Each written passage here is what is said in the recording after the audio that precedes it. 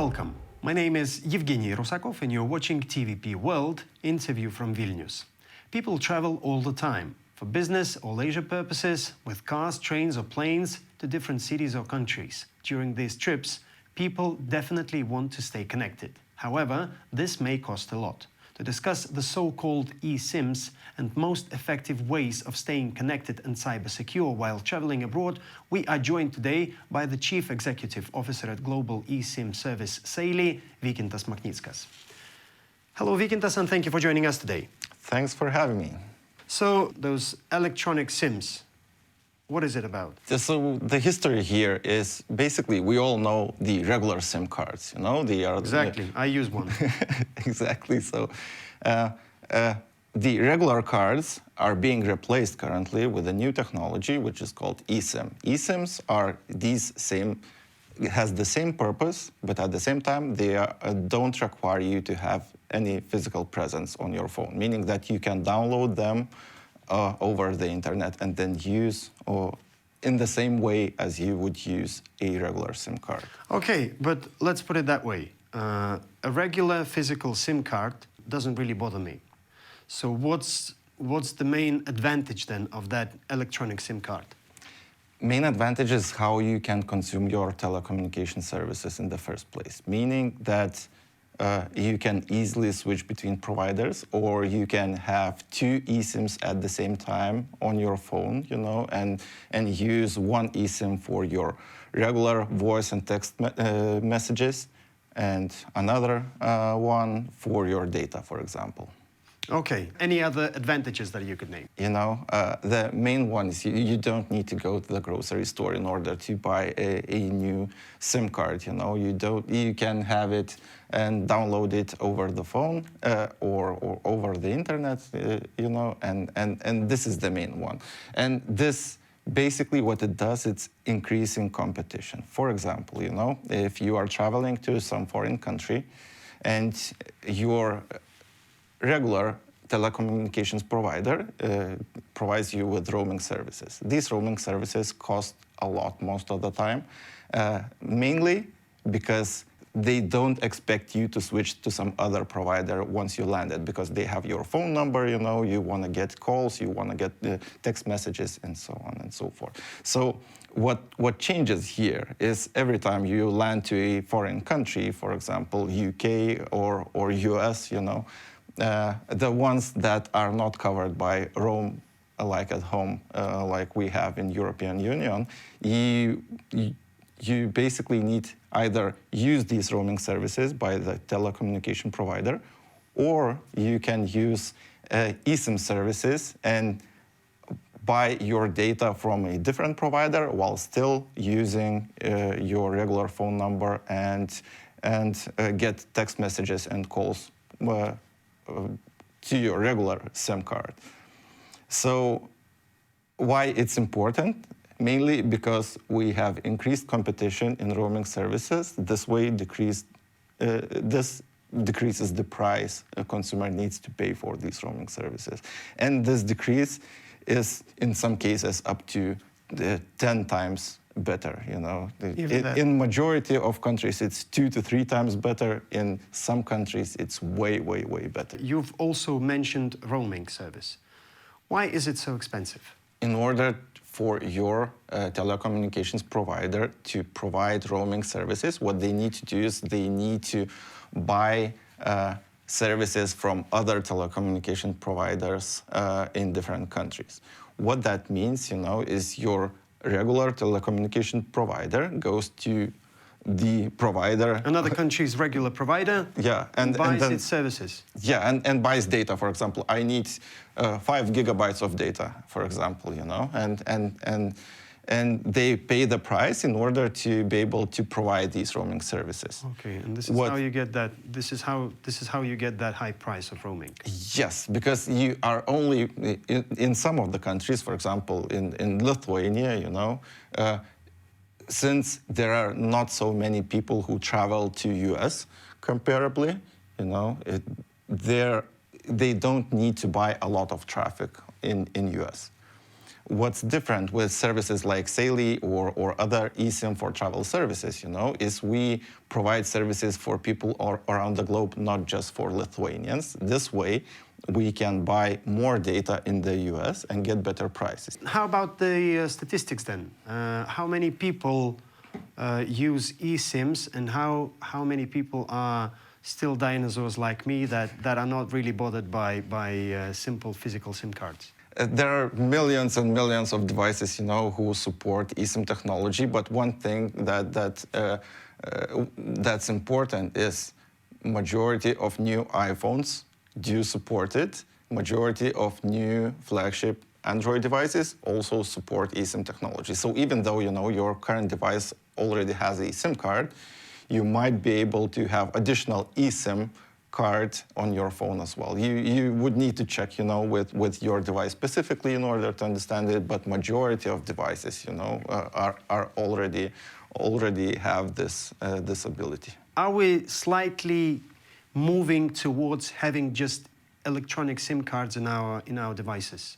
If you would buy an iPhone in US specifically, they don't have a physical SIM slot anymore. Oh, really? Meaning that European and Asian markets still use regular SIM cards, but in US, only eSIMs are allowed for majority of phones. Oh, that's interesting. That's interesting. Okay, how much could a person save while using that electronic SIM card instead of a simple physical SIM card while traveling? The main difference, is there are three options. If you are going abroad, you have three options. You either can use your regular provider, you can use eSIM services like Saily, or you can use local prepaid cards most of the time.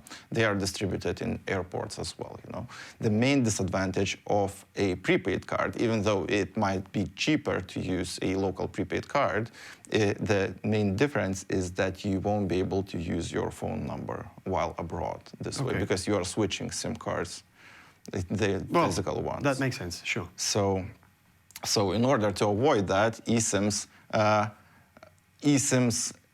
basically provide you only data and doesn't provide you voice and text messages services, because while traveling, in majority of cases, you don't need local phone number. You can keep your own phone number and so on. So getting back to the prices, as mentioned before, it can, in majority of the cases, is around 2 to 3 times cheaper to use eSIM services rather than your provider roaming services. But it all depends on your provider and on which country you would pick.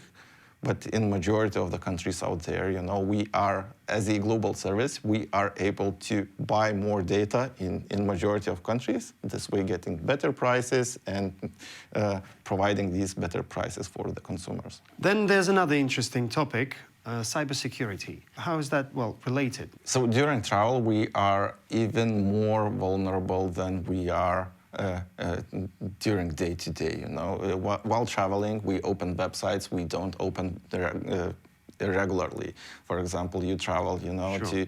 to UK and you are looking for places to stay or any cars to rent or anything like that. That's exactly. Right. So since you are way more vulnerable, you need access to the internet that's secure, of course, and quite a few people turn to Wi-Fi's in this specific case. For example, your hotel provides Wi-Fi, you connect to it in order to get cheaper services, so you don't need to use roaming, and then you suddenly spot that the Wi-Fi that has a title, your hotel Wi-Fi, is not my hotel's Wi-Fi. Exactly.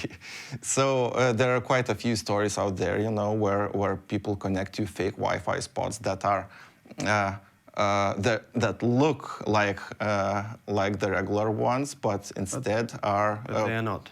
Exactly. So majority of these cases, you either lose your data, or they trick you into clicking some links, or they trick you into opening websites that are for phishing or scam websites, or distribute malware and so on and so forth. So you need to be careful there. As well as once you connect to the Wi-Fi, your device gets exposed in some cases as well, meaning that if you launch any programs on your laptop that expose some information, it becomes available for people who are on the same Wi-Fi. So it all depends on how it's configured, you know. Now I'm interested, percentage-wise, how many people globally know about that stuff? I can say for sure that quite a few people heard about it, but majority of people don't do anything about it. Why I know that, you know? Because companies in consumer cybersecurity space, they aim to provide security by default for a reason, because most people don't like additional things to do in order to get all these services that we are used to getting, you know, over the internet. So the best security is security you don't see and don't feel. So in our case, what we recommend people to do while traveling is we recommend them to use eSIMs and use eSIM connectivity instead of Wi-Fi specifically, so you don't need to think about your connectivity and if it's secure, if it's does this website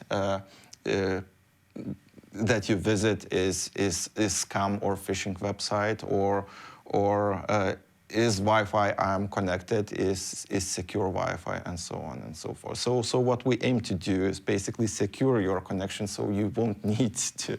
Then another question. What if someone breaks into your company's network or anything and gets the data from there regarding eSIMs? What then? Does that mean that, well, can you like guarantee 100% that you are secure, like 110%? Regarding eSIMs, this technology, it allows for eSIM transfer from one device to another, but it can only be used at one device at the same time.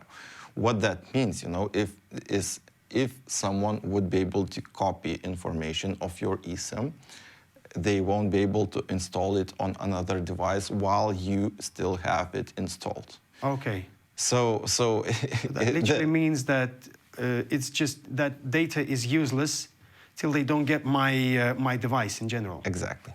Okay, so I have to, if I have eSIM, my main problem is keeping my device safe. Am I right? Exactly. Okay. So any other tips that you could say regarding protecting ourselves during our trips? So besides, if you are insisting on using Wi-Fi's, I would probably recommend using VPN as well in order to end-to-end encrypt your traffic, so you wouldn't be vulnerable even on these Wi-Fi's as well. Vykintas, now I'm really worrying about our future. So you tell me, what's next after eSIM? I think I also look into these things and fear a bit, but it's still far away into the future. For eSIM specifically, what innovations we are looking for is for example, mobile internet coverage innovations, where quite a few companies out there, what they are looking to do is they're building satellites in order for you to get direct connectivity from the satellite instead of tower. This way you would be able to have full country coverage instead of partial country coverage like majority of countries currently have. And how secure would it be? It would apply the same security standards as they are currently. Okay. So. Okay. Well, I guess for anyone who is preparing to travel, just watch your step, kid. Exactly. Okay. Vykintas, thank you so much for joining us today, and I really hope to see you once again. Thank you for the invitation. And I would like to remind our viewers that our guest for today was a Chief Executive Officer at Global eSIM Service, Saily, Vykintas Maknickas. You're watching TVP World. Stay with us.